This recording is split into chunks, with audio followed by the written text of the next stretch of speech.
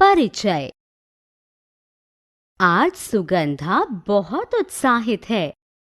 उसके स्कूल के सभी बच्चे अपने शिक्षकों के साथ भोपाल की यात्रा पर जा रहे हैं। सुश्री मीनाक्षी और श्री राकेश बसों की संख्या के बारे में बात कर रहे हैं।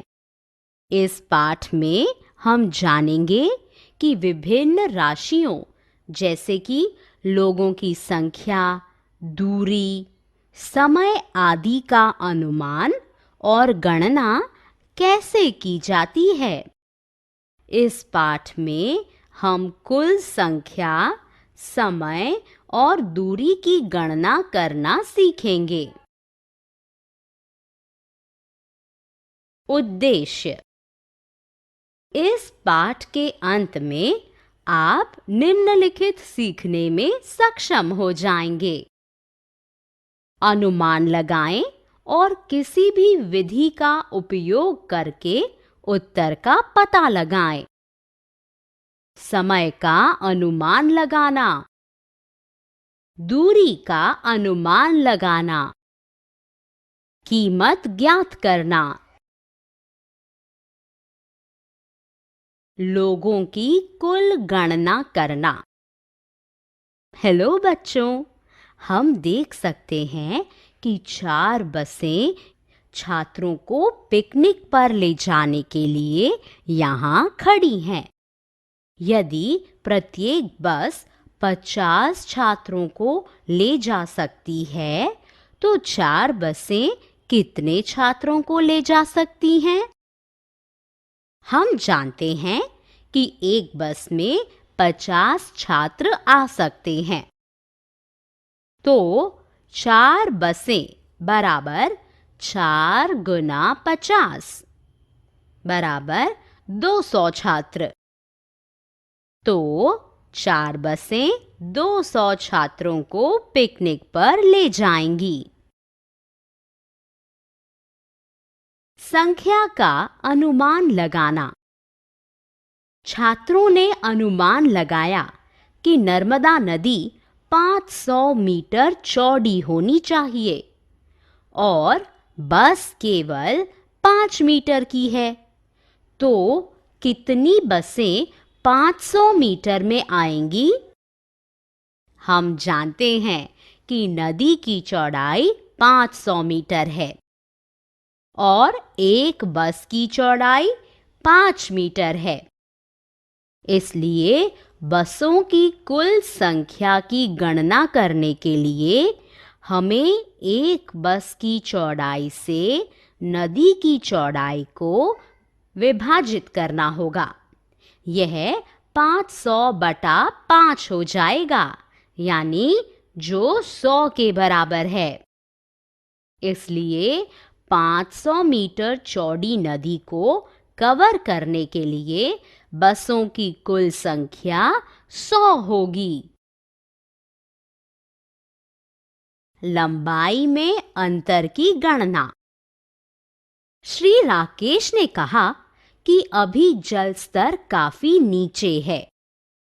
यह पुल से लगभग 40 मीटर नीचे होना चाहिए। लेकिन बरसात के मौसम में पानी बढ़ जाता है, तब यह पुल से लगभग 15 मीटर नीचे होता है।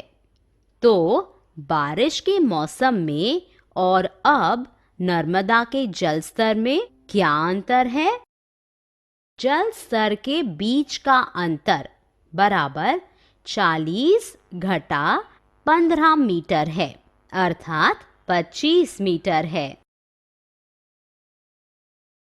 समय की गणना। प्रत्येक बस में ईंधन भरने में लगभग 15 मिनट का समय लग रहा है।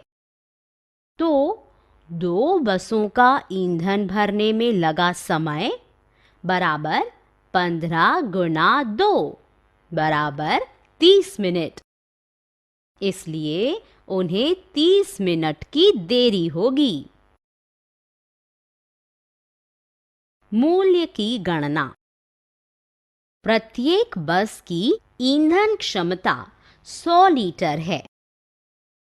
प्रत्येक बस के ईंधन भरने के लिए शिक्षकों ने 3,500 रुपए का भुगतान किया।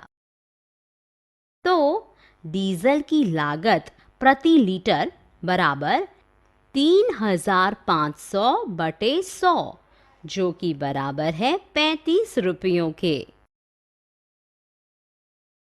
समय की गणना। वे 11 बजे भीमबेटका पहुंचे।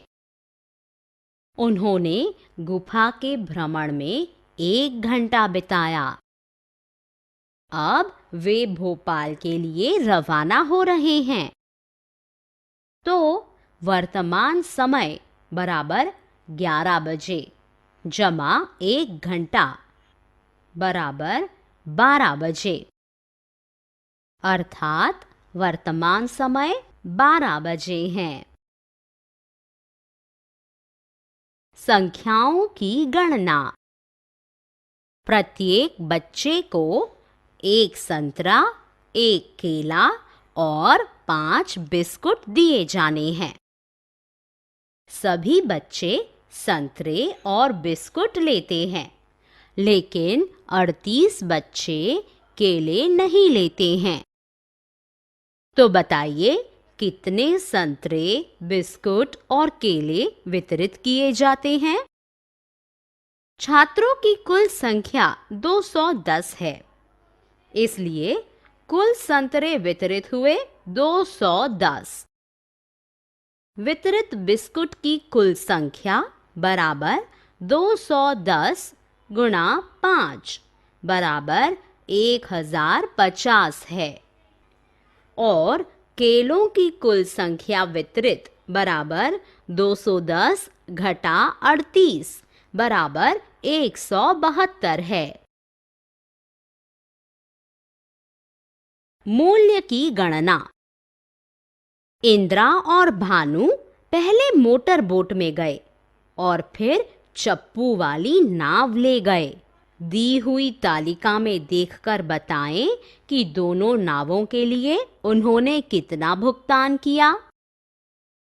उन्होंने 25 रुपए जमा 15 रुपए बराबर 40 रुपए का भुगतान किया। तालिका में देखकर बताएं कि दोनों सवारी के लिए उन्हें कितना समय मिला। दोनों सवारी के लिए उन्हें 20 मिनट जमा 45 मिनट बराबर 65 मिनट मिले। सारांश। हमने जो कुछ सीखा है उसे संक्षेप में दोहराएं। हम संख्या, समय, दूरी और कीमत का अनुमान लगा सकते हैं। हमें संख्या, समय, दूरी और कीमत का पता लगाने के लिए जोड़ना, घटाना, गुणा और भाग करना चाहिए। कुल संख्या जानने के लिए हमें प्रत्येक समूह की संख्या के साथ समूहों की संख्या को गुणा करना होगा। लंबाई का अंतर जानने के लिए हमें बड़ी संख्या से छोटी संख्या को घटाना होगा। दो नंबरों के ठीक बीच की संख्या का पता लगाने के लिए हमें दो संख्याओं को जोड़ने और इसे 2 से विभाजित करने की आवश्यकता है। कुल कीमत या समय की गणना करने के लिए हमें जोड़ने की आवश्यकता होती है। संख्या, दूरी और समय में अंतर की गणना करने के लिए हमें घटाना होता है।